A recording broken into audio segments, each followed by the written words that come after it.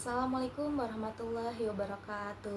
Halo semuanya, perkenalkan nama saya Zahrotul Syifa dengan NIM 23108020118. Pada video kali ini saya akan menjelaskan kembali materi yang telah dipelajari pada mata kuliah Perilaku Organisasi kelas D. Di sini saya akan membahas materi tentang persepsi dan pengambilan keputusan dalam konteks perilaku organisasi. Materi ini sangat penting karena cara kita mempersepsikan sesuatu dan mengambil keputusan akan sangat memengaruhi perilaku kita di lingkungan kerja. Pertama, mari kita bahas dulu apa sih persepsi itu. Nah, persepsi adalah proses di mana seseorang mengorganisasikan dan menginterpretasikan kesan sensoris untuk memberikan makna terhadap lingkungannya. Artinya, setiap individu bisa memandang hal yang sama tapi menafsirkannya dengan cara berbeda. Yang menarik dalam organisasi, perilaku seseorang seringkali didasarkan bukan pada realitas sebenarnya, tapi pada persepsi mereka terhadap realita itu. Jadi, kalau persepsi seseorang salah, tindakannya pun bisa salah arah. Nah, apa saja sih faktor-faktor yang memengaruhi persepsi seseorang? Di sini saya akan membahas ada 3 faktor. Yang pertama itu faktor dari individu seperti sikap, motif, kepentingan, dan pengalaman masa lalu. Faktor kedua dari target atau objek, misalnya bagaimana sesuatu itu terlihat atau disajikan.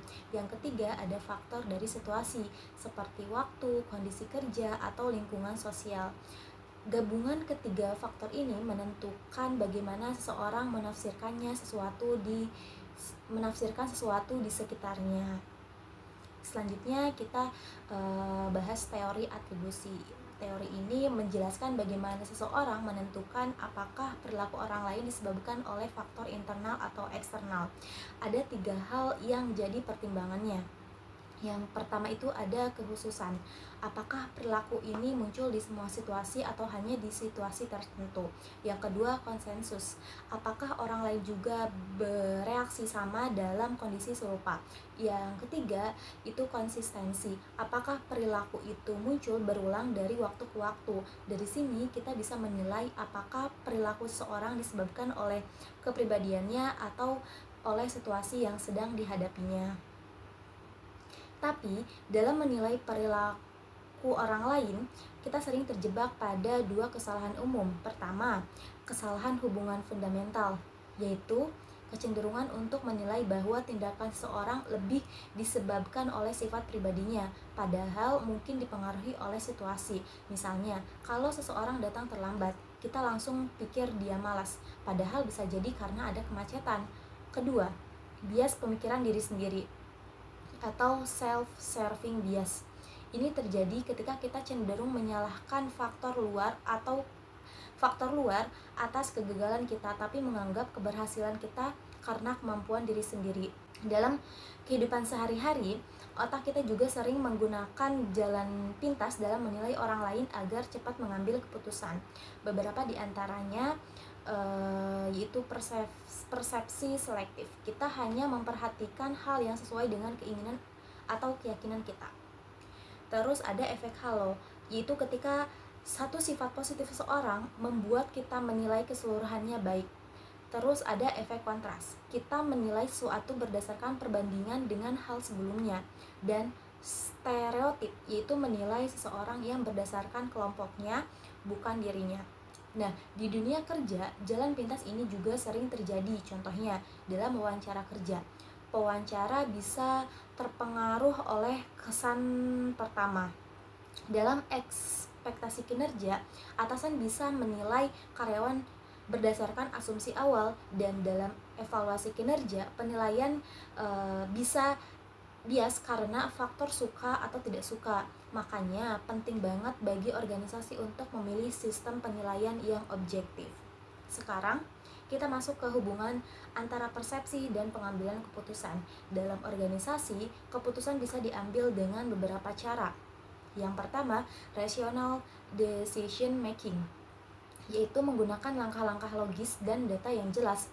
Yang kedua, bounded rationality, yaitu keputusan yang diambil berdasarkan pengalaman dan perasaan tanpa proses berpikir panjang. Jadi tidak semua keputusan itu murni rasional, banyak juga yang dipengaruhi oleh intuisi dan persepsi pribadi. Dalam mengambil keputusan, kita sering tidak sadar terjebak pada bias kognitif. Beberapa contohnya yaitu ada overconfidence bias, itu terlalu percaya diri pada keputusan sendiri. Yang kedua ada anchoring bias, terlalu terpaku pada informasi awal. Yang ketiga ada confirmation bias, hanya mencari informasi yang mendukung pendapat kita.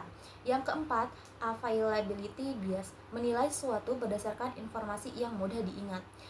Yang kelima, escalation of commitment, yaitu tetap bertahan pada keputusan salah karena gengsi. Yang ketujuh, randomness error, keputusan diambil tanpa dasar logis. Yang kedelapan, risk aversion, lebih memilih yang aman padahal belum tentu baik. Dan yang terakhir, hindsight bias, yaitu setelah kejadian merasa seolah-olah sudah tahu hasilnya sejak awal. Untuk menghindari bias-bias tadi, ada beberapa hal yang bisa kita lakukan. Pertama, fokus pada tujuan sama. Kedua, carilah informasi yang berlawanan dengan pendapat kita untuk menyeimbangkan pandangan. Ketiga, jangan memaknai sesuatu berdasarkan situasi acak atau keseluruhan. Dan yang keempat, pertimbangan berbagai pilihan sebelum menentukan keputusan akhir.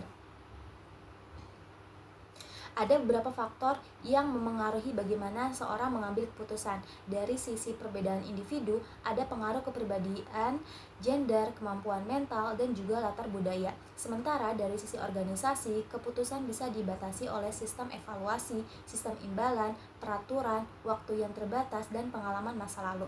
Jadi, lingkungan kerja dan karakter bisa sama-sama berperan besar dalam cara seseorang membuat keputusan. Selain logika dan data, pengambilan keputusan juga harus memperhatikan etika. Ada 3 pendekatan utama dalam etika pengambilan keputusan. Yang pertama yaitu utilitarianisme, yaitu keputusan diambil berdasarkan manfaat terbesar bagi banyak orang. Yang kedua, fokus pada hak, artinya menghormati hak dasar setiap individu. Yang ketiga, fokus pada keadilan, yaitu memastikan keputusan dibuat secara adil tanpa diskriminasi. Pendekatan etika ini penting agar keputusan yang diambil tidak hanya efektif, tapi juga bermoral. Terakhir, kita bahas hubungan antara kreativitas, inovasi, dan pengambilan keputusan. Keputusan yang baik tidak hanya logis, tetapi juga kreatif. Kreativitas membantu kita melihat peluang baru dan menghasilkan solusi yang inovatif, terutama dalam menghadapi masalah kompleks di organisasi. Jadi, pengambilan keputusan yang efektif seharusnya menggabungkan logika, pengalaman, emosi, dan kreativitas. Sebagai kesimpulan, persepsi dan pengambilan keputusan adalah 2 hal yang saling berkaitan erat. Cara kita melihat dunia akan memengaruhi cara kita mengambil keputusan. Yang baik bergantung pada kemampuan kita mengelola persepsi, menghindari bias, serta menerapkan etika dalam prosesnya. Terima kasih sudah menyimak video ini. Mungkin itu saja yang bisa saya sampaikan. Kurang dan lebihnya mohon maaf. Wassalamualaikum warahmatullahi wabarakatuh.